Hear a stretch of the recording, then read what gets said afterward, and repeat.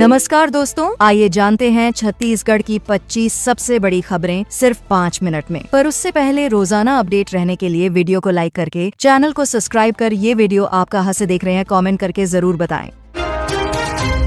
कुम्हारी से सारंगढ़ तक बनेगा 4 लेन। छत्तीसगढ़ में कुम्हारी से लेकर सारंगढ़ तक 4 लेन सड़क निर्माण की योजना पर काम शुरू हो चुका है, लेकिन इस प्रोजेक्ट की वजह से करीब 150 दुकानें और मकान हटाए जाने की संभावना जताई गई है, जिससे स्थानीय निवासियों में गहरी चिंता है। इसको लेकर प्रभावित लोगों ने वैकल्पिक बाईपास मार्ग बनाने की मांग करते हुए कलेक्टर को ज्ञापन सौंपा है, ताकि विकास कार्य के साथ आम लोगों की रोजमर्रा की जिंदगी पर कोई सीधा नकारात्मक असर न पड़े।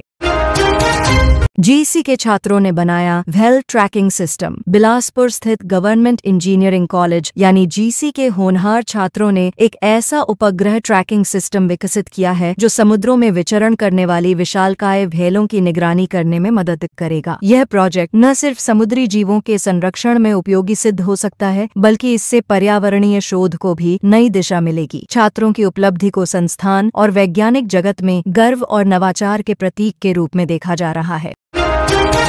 खराब बाइक के नाम पर डीजल घोटाले का आरोप। धमतरी में कांग्रेस पार्टी ने प्रशासन पर गंभीर आरोप लगाते हुए कहा है कि खराब पड़ी सरकारी बाइकों के नाम पर लाखों रुपए का डीजल खर्च दिखाया गया है, जिसे वे डीजल घोटाला मानते हैं। इसको लेकर पार्टी कार्यकर्ताओं ने विरोध प्रदर्शन कर निष्पक्ष जांच की मांग की है, जबकि दूसरी ओर भारतीय जनता पार्टी ने इन आरोपों को पूरी तरह से मनगढ़ंत और तथ्यहीन बताया है और कहा है कि यदि कोई सच्चाई है तो जांच से सब कुछ स्पष्ट हो जाएगा। अजगर को बाइक से घसीटने का अमानवीय मामला। छत्तीसगढ़ में एक बेहद संवेदनशील और झकझोर देने वाला मामला सामने आया है, जहां एक युवक ने अजगर सांप को रस्सी से बांधकर अपनी बाइक पर 3 से 4 किलोमीटर तक घसीटा, जिससे वह बेजुबान तड़पता रहा। इस घटना का वीडियो सोशल मीडिया पर वायरल होने के बाद लोगों में भारी आक्रोश है। वन विभाग ने मामले को गंभीरता से लेते हुए जांच शुरू कर दी है और इस क्रूरता पर उचित कानूनी कार्रवाई की संभावना जताई गई है।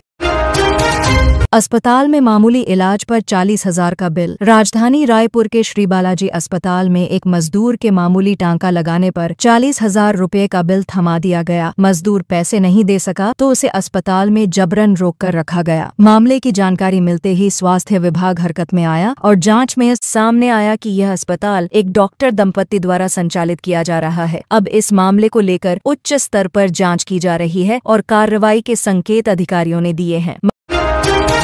महिलाओं ने चावल और मूंग से बनाई आत्मनिर्भर राखियां। छत्तीसगढ़ की ग्रामीण और शहरी महिलाओं ने इस रक्षाबंधन पर आत्मनिर्भरता की एक अनूठी मिसाल पेश करते हुए चावल और मूंग के दानों से सुंदर सुंदर राखियां तैयार की हैं, जो अब बाजारों में भी आकर्षण का केंद्र बन रही हैं। इससे न सिर्फ उनकी रचनात्मकता को पहचान मिली है, बल्कि उनके लिए रोजगार का एक स्थायी जरिया भी खुल गया है, जिससे वे आत्मनिर्भर बन रही हैं और इस त्योहार पर एक प्रेरणादायक संदेश समाज को दे रही हैं।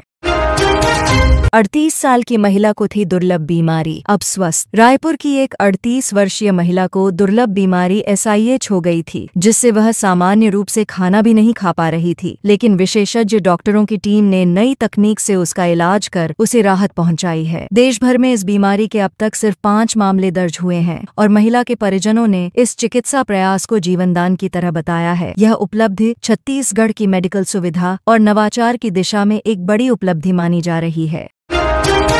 जिन बच्चों के माता पिता नहीं या जेल में हैं, उन्हें मिलेगी पढ़ाई की सुविधा। प्रदेश के सामाजिक कल्याण विभाग ने ऐसे 105 बच्चों की पहचान की है, जिनके माता पिता या तो इस दुनिया में नहीं हैं या फिर किसी आपराधिक मामले में जेल में बंद हैं। इन बच्चों को अब सरकारी स्पॉन्सरशिप स्कीम के तहत मुफ्त शिक्षा, छात्रवृत्ति और अन्य सुविधाएं दी जाएंगी। यह योजना ऐसे बच्चों को आत्मनिर्भर और सशक्त बनाने की दिशा में एक बड़ी पहल मानी जा रही है, जिससे वे अपने भविष्य को बेहतर दिशा दे सकें।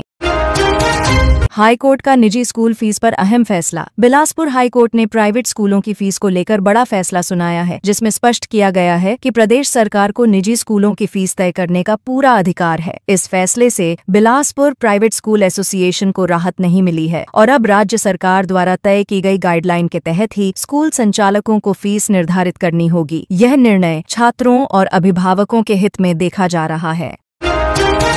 नशा मुक्ति अभियान से 115 लोग नशा छोड़ने में सफल। छत्तीसगढ़ में 1 साल पहले शुरू किए गए नशा मुक्ति अभियान के सकारात्मक नतीजे सामने आए हैं। अब तक 115 लोगों ने शराब और गांजा जैसी आदतें पूरी तरह से छोड़ दी हैं। इनमें से 11 लोगों का इलाज अभी भी जारी है। समाज सेवियों, डॉक्टरों और जनप्रतिनिधियों के संयुक्त प्रयास से यह बदलाव आया है। यह अभियान राज्य में जागरूकता बढ़ाने और लोगों को स्वस्थ जीवन जीने के लिए प्रेरित करने का एक प्रेरणास्पद उदाहरण बन गया है। सीएम साय की पीएम से मुलाकात, नई ट्रेन की सौगात। छत्तीसगढ़ के मुख्यमंत्री विष्णुदेव साय ने दिल्ली में प्रधानमंत्री नरेंद्र मोदी, गृह मंत्री अमित शाह, केंद्रीय मंत्री अश्विनी वैष्णव और आर पाटिल से मुलाकात की। इस दौरान छत्तीसगढ़ में हो रहे विकास कार्यों पर चर्चा हुई। इसी क्रम में पीएम मोदी के राज्योत्सव में आने की संभावना भी जताई गई है। साथ ही कल से रायपुर जबलपुर के बीच नई ट्रेन शुरू होने जा रही है, जिसे लेकर रेलवे ने सभी तैयारियां पूरी कर ली हैं और यात्रियों में खासा उत्साह है। भूमाफिया ने वार्ड बदलकर की करोड़ों की धोखाधड़ी। रायपुर में एक बड़ा जमीन घोटाला उजागर हुआ है, जिसमें कुछ भूमाफिया गिरोह ने फर्जीवाड़े से वार्ड बदलकर जमीन की रजिस्ट्री करवाई और सरकारी राजस्व को करोड़ों रुपए का नुकसान पहुंचाया। बताया जा रहा है कि गाइडलाइन रेट में हेरफेर करके इस पूरी साजिश को अंजाम दिया गया। अब प्रशासन ने मामले की जांच शुरू कर दी है और जल्द ही दोषियों के खिलाफ कड़ी कार्रवाई की बात कही जा रही है, जिससे इस तरह की धांधली पर रोक लगेगी।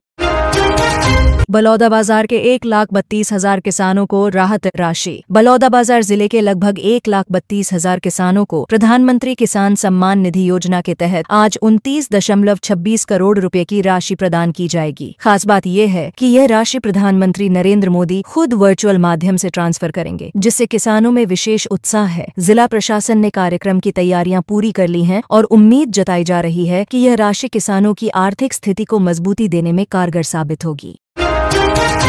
ननों की गिरफ्तारी पर सियासी घमासान। राज्य में ननों की गिरफ्तारी को लेकर सियासी बयानबाजी तेज हो गई है। बजरंग दल के दबाव में गिरफ्तारी हुई थी, ऐसा आरोप लगाते हुए पूर्व मंत्री रविंद्र चौबे और बैज ने कहा कि केंद्रीय गृह मंत्री अमित शाह के बयान से पूरा मामला स्पष्ट हो गया है। उन्होंने गंभीर आरोप लगाते हुए कहा कि कुछ ताकतें धार्मिक माहौल को प्रभावित करने की कोशिश कर रही हैं और इस पर सरकार को पारदर्शिता से कार्यवाही करनी चाहिए, ताकि किसी निर्दोष के साथ अन्याय न हो। हाथियों को पत्थर मारते दिखे युवक, वीडियो वायरल। सोशल मीडिया पर वायरल हो रहे एक वीडियो ने सभी को चौंका दिया है, जिसमें कुछ युवक जंगल में घूमते हाथियों पर पत्थर फेंकते हुए दिखाई दे रहे हैं। वन विभाग ने इस वीडियो को गंभीरता से लिया है और कहा है कि इस तरह की लापरवाही वन्य जीवों के लिए घातक हो सकती है। विभाग अब इन युवकों की पहचान करने में जुटा है और चेतावनी दी है कि वन्य जीवों के साथ छेड़छाड़ करने वालों पर सख्त कानूनी कार्रवाई की जाएगी।